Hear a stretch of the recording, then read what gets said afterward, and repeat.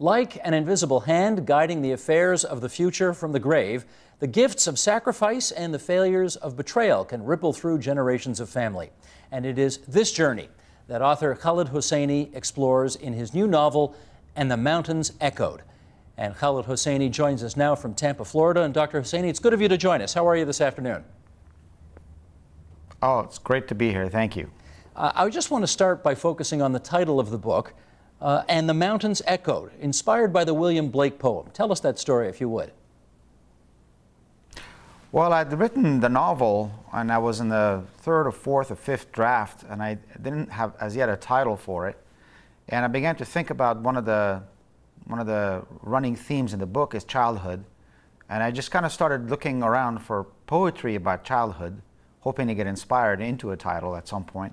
And I ran into this lovely poem by William Blake called The Nurse's Song, which was about a nursemaid who's sort of calling to these children who are playing on a hill to come back where she's watching them, and the kids are saying, well, we want to play a few more minutes. And there was a line at the end of the verse which read, and all the hills echoed, which I found very lovely and evocative. And my editor and I played with that line, and it sort of inspired the title of And the Mountains Echoed. What I really loved about it was the idea of the mountains, which are recurring in Afghanistan in this book, and of course are a sort of a characteristic topography of Afghanistan, but also the idea of echo. The book begins with a seemingly small event, which then has long-lasting echoes and ripples across time and continents and generations, and ends up affecting the lives of a slew of other characters. So it kind of seemed to sum up what I was trying to do. Yeah, let me follow up on that if I can. This notion of echo and how events echo through generations, what in particular fascinates you about that? Well, you know, I've in some ways, all three of my books have been kind of about the decisions that people make and then the consequences that they have to live with. And I think that's a seminal experience of human existence. We are fallible and imperfect, and we make messy decisions. And to me, what's really interesting in what the consequences are, how we live with them, and how we unwittingly alter the course of our lives and those of people around us. Well, this is obviously very autobiographical in your case, because I gather your father was a senior member of the Foreign Service when you lived in Afghanistan, and then the Soviets invaded, and you are feeling the echoes of that to this day insofar as your family left. And I wonder if you could talk to us about the ripples or the echoes of all of that. Well, I mean, we just happened to leave Kabul in October of '76 when my father was stationed to the Afghan embassy in Paris. And I've thought so many times in the course of my life about how central that event turned out to be and how it really altered the course of my life. Because while we were in Paris was when Afghanistan unraveled, first with a coup in '78, and then the invasion by the Soviet Union and the wars that it triggered. Had we not left for Paris in 1976 and had I found myself in Kabul during those years, who knows what might have happened. I might have been drafted into the army, I might have been shot, I might have shot somebody, I might have ended up in Pakistan.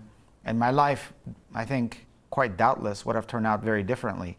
So everything that I live now is sort of an echo and a ripple of the past, frankly. It's interesting because those echoes, often people look back at moments like that with regret at the way those echoes have come to affect them through the generations. Clearly that's not the case for you. You've had a fantastic life, sold tens of millions of books, a medical doctor as well, gone to some great universities, an American citizen now. All of that because Afghanistan fell apart while you were fortunate enough to be away. Do you think ever about, well, obviously you do, about the road not traveled and how that's impacted you over the years? Oh, I do. I think about that a lot, and I realize what a divergent path my life might have taken if not for that really kind of stroke of luck in terms of timing. And I really credit my father for his courage and his spine in managing a family of 9 people and bringing us to the U.S., not figuratively, but literally penniless. He was 41 at the time. I had 5 kids, my aunt and my mother and my grandmother, his mother, and he managed us. I'm 48 years old. So he was 7 years younger than I am now, and there's not a rare day that I don't think about the courage and the will, effort of will that it took for him to build a new life for us here in the United States. I owe him a lot. Having said that, you don't have the relationship, you couldn't have because you left when you were young, with Afghanistan that you might otherwise have had, for good or for ill. Do you ever wonder about what you don't have in that regard? Well, yes, and I'm reminded of that every time I go to Afghanistan because I do see people who have that relationship. My relationship now, for better or for worse, is one of exile. I've lived in the United States now for 32 years. My relationship with Afghanistan is kind of complicated in the sense that when I go there, I do feel like I've returned home in one sense because that's where I was born. It's the city of my childhood, and I have a lot of happy memories from there. At the same time, I do realize that my life is dramatically different than the lives of the people that I meet on the streets.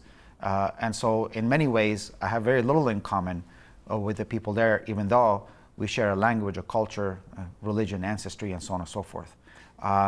So I do think about what might have been, but I've, again, made my peace with that long ago, and I accept my role as it is now. It's interesting that you say you feel like a bit of an exile in Afghanistan. Do you feel when you are in the United States like a, how do we put this, a red, white, and blue American just like everybody else? I don't spend a whole lot of time thinking about it. I do experience things very much as an American when there's sort of big events. I guess the classic example of it, of the sort of the split in my identity, of when that hyphen in my Afghan-American identity really came into view, was September 11th, which I experienced in two very distinct ways. First, in the red, white, and blue, as you mentioned, as every other American. I was a citizen for quite a long time by then, and I experienced that as anybody else did. With a reaction of shock and horror and terrible sadness. At the same time, I experienced it as an Afghan also when the news leaked out soon after that it was in fact in Afghanistan that those plots had been made.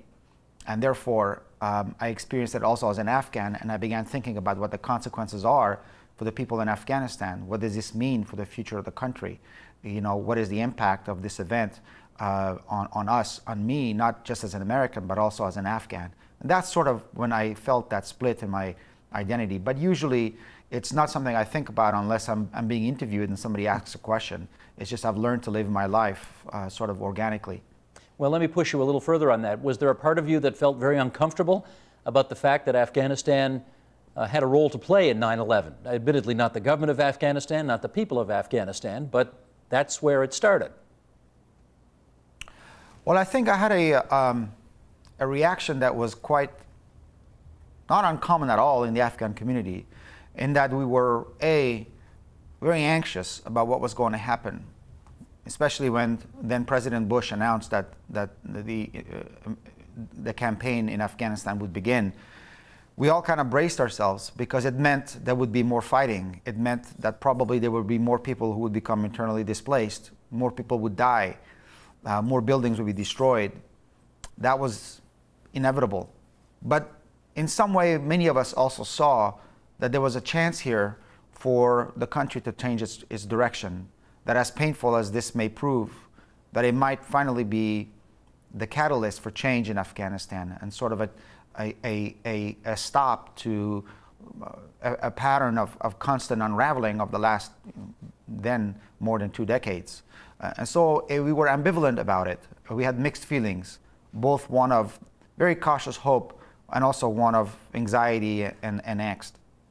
Okay, Dr. Hosseini, let me change course on you a little bit here and focus on the theme of family, which of course is so strong in your books, particularly this last one here. And I wonder if I could get you to compare the role of family in Afghanistan versus the role of family in the United States. What differences do you see? Well, it's much more central in Afghanistan. In the West, especially here in the US, we value individualism, and it has served us very well, and there are pros and cons to it. But we do, the themes of many films from Hollywood is, be yourself. We mark our bodies, we change our hair color, we change our names to become individuals. And I don't say that with any sort of judgment. In Afghanistan, it's quite the opposite. you try as much as you can to fit into something bigger than yourself. Now, when I grew up in Kabul, I really didn't see myself as sort of an isolated individual. I mean, I understood myself as somebody's son, as somebody's cousin, as somebody's nephew, and there were always people surrounding me. There was always a very rich and busy social life, so that the world made sense to me only in the context of all the people that were part of my life, and I understood myself as part of them. And that sort of really informed my writing, because when there's a disruption in that narrative of unity in the family, of the relationship between the generations, between siblings, I find that very compelling and interesting as a source of stories. I sense that it's very important for you to go beyond the typical Associated Press wire service story in describing Afghanistan to the reader. You want us, and you want to take us much deeper. Isn't that fair to say? Well, I think it's fair to say that that's the effect of what I do. Well, what's even fairer to say is that what I really try to do is to create a credible and authentic world for my characters to inhabit. I don't, frankly, see myself as an educator, although I do realize that in some ways my books have been a window into Afghanistan for some readers, and that they have gained a certain level of insight and knowledge as a result of reading my books. I do want to distance myself from the idea that I'm trying to educate anybody about Afghanistan. I'm not a sociologist or a historian or anthropologist. I am a novelist. I tell stories. But part of my responsibility as a writer, especially if I'm writing about my homeland, is to make sure that I represent it to the best of my abilities, as truthfully and as authentically as I can, displaying all of the things that I really love about the country, but also things that I find problematic. Well, in which case, whether you like it or not, you are performing an educational service, right? You are. Well, novels, it's true. It's true. It's not the reason why I sit at a computer. It's not what wakes me up in the morning to sit down and write. It really nuts and bolts of storytelling is what really compels me. But again, I do understand that books serve a purpose beyond the explicit intent of their creator. Okay, let me get a little touchy-feely with you here, and that is in the novel, And the Mountains Echoed, love and betrayal seem to be holding hands together throughout much of this book. And I wonder whether you think, well, just talk to us, if you would, a little about the relationship between love and betrayal, because they do seem to be hand in hand throughout. Well, I think it goes back to the idea of family and people who are, if not exactly family, even the kind of familial relationships. And it's the reason I love writing about this, because there are relationships that are full of contradiction. The relationship that have aspects of both good and bad. There's love, but there's also within families the ability to wound and betray and hurt the very people that you love the most, and to disappoint them and to scar them in so many ways. Especially parents unwittingly hurting their children, by which I mean psychologically. So family is an organism that is just teeming with all of these contradictory, conflicting, occasionally volatile dynamics like love and betrayal that I find just wonderful to write about.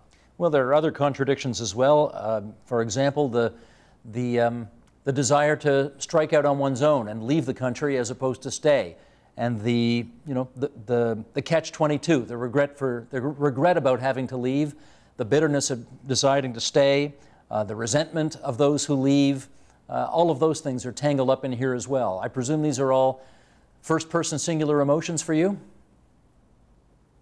In some sense, I mean, who hasn't thought about those things? Certainly I have, and in my youth, those are thoughts that crossed my mind, and there are times where I've considered what my life would have been like if I had struck out, for instance, and I had left. But, that's not who I am, and I've decided to stay, and I'm forever bound to my family. I'm 48 years old, I have a wife and kids of my own, and I suppose I have the means to go and live anywhere I want. But I choose to live where I want because I have brothers there, I have a sister, I have a mother, I have a family there that matters to me greatly. And for me to imagine my life without those ties, without those roots, is very, very difficult. And so I've made that decision, and I live with both its great and sometimes not so great consequences. And that's what the characters in this book do. For me, it's not so much so interesting what they decide to do, but rather that the decisions be messy and that they learn and that what the fallout, what the consequences are of those decisions. I don't want to pry into your private life, so you tell me to get lost if this is too much, but how old are your kids? I have a 12-year-old son and my daughter's 10. 12 and 10. And how much of a tie do they feel to Afghanistan? Well, that's a good question. I think they feel some tie to it, I think largely because there's been a conscious effort on my part and my wife's to educate them about their background, about their heritage, their ancestry. They are around a lot of Afghans, you know, because of all the extended family that's around us. I do share with them the stories of my travels to Afghanistan, the videos and pictures, the anecdotes that I pick up from Afghanistan. I make sure that they go to all my fundraising events for my foundation and that they watch the videos so they understand what's going on. I encourage them to ask me questions. We've enrolled them in Farsi schools for a number of years now, so they've both been able to learn how to read and write Farsi, and I feel language is such a key component to it. So we're trying to do what we can, but I have no illusions about how powerful the ambient culture is, especially here in the US. Of course, their ties to Afghanistan will not nearly be as strong as mine are, just as mine are not nearly as strong as my father and my mother's were. There is a sort of a gradual dilution process with this generation. But I do want them to have that appreciation because I think it will benefit them. It will only enrich their experience. One of the reasons I ask is that you know, of course, there is this phenomenon where kids who are first-generation Americans, for some reason, feel the tie to their parents' homeland very strongly at a certain point in their life. And when they're old enough to make that decision, often, quote unquote, go back to the land of their parents. And of course, in many of those cases, their parents wanted to get out of that homeland and give them a better life in America. And I wonder whether or not you have allowed yourself to think 10 or 15 years down the road when your kids will be in a position to make their own decisions and wonder what kind of an Afghanistan might exist at that point and whether it might be a magnet for them. Well, we'll see. You know, it would be wonderful for Afghanistan to be the kind of place where I would feel completely as a parent at peace with my children visiting. I would love to go with them and show them around the city and show them where I was raised and where I was born. That would be the ultimate, obviously, the ultimate dream. I hopefully in 15 years, Afghanistan will be a different kind of place, and I won't have nearly the worries that I would have now if my children decided to go back. But that remains to be seen. Now, I think, correct me if I'm wrong, I think you lived in Iran for a period of time as well, did you? Mm-hmm. Okay. Yeah, I was very young. I think from the time of the age of 5 and 6, I lived in Tehran. Okay. Do your children express any interest in Iran, or do you have any relationship with that country that you want to inculcate in them? Well, I lived a very brief time there, you know, and I have a lot of friends from Iran, but really my ancestry, my ties are with Afghanistan. Gotcha. Here's a line that you write in the book that I wanted to follow up on. You say, beauty is an enormous, unmerited gift given randomly, stupidly. What did you mean by that? Well, it's in the context of the story. That line is spoken by a plastic surgeon who begins to question, you know, his line of work and what he sees as his mission in life is sort of even the odds for people because he, you know, in many ways, you know, the angle of your jawbone and then all the things that make for what we consider to be beautiful is basically just a genetic gift, and a person who is physically attractive to look at, who is beautiful, has done nothing to deserve it per se. So it is an unmerited gift, and it is kind of handed out stupidly. In your experience, do you think beauty is as much a curse as it is a blessing? Well, thankfully, I haven't had too much personal burden with that. But you know, I'm an average-looking person. You would probably have to ask somebody who would know what that feels like. But I will say that in one of the chapters, There is a pair of twin sisters, one of whom is exceedingly beautiful, one of whom is quite plain looking. And it seems to the beautiful sister occasionally that her beauty, by virtue of it being so unusual and attracting so much attention, does feel like a burden. I imagine it is in some ways, although I also picture stuff to complain too much. Dr. Hosseini, just for the record, when I asked that question, I wasn't necessarily referring to your personal beauty as the reference there. I was referring to your literary experience. Just to clarify. Okay. We've got about 5 minutes to go here, and let me touch on a couple of more things. As I mentioned off the top, you're a medical doctor for 10 years, and I wonder how that has influenced the writing of your 3 very successful novels. Well, look, I mean, I found a great deal of medical information in my books in hindsight, which during the course of writing, I'm never quite aware of it. So there is that. It does help me write about illness and end of life, which are kind of recurring themes, one of the recurring themes in this book. Also, you know, I as a physician, you kind of have to be a bit of an amateur psychologist, especially in primary care, which is what I practiced, because it was largely a people skill work. So you kind of have to understand people a little bit and try to know how to speak to them, how to ask the right questions, which are some of the things that's helpful in creating character. But largely, you know, I pursued writing, and I viewed writing really as a separate work from my work as a doctor.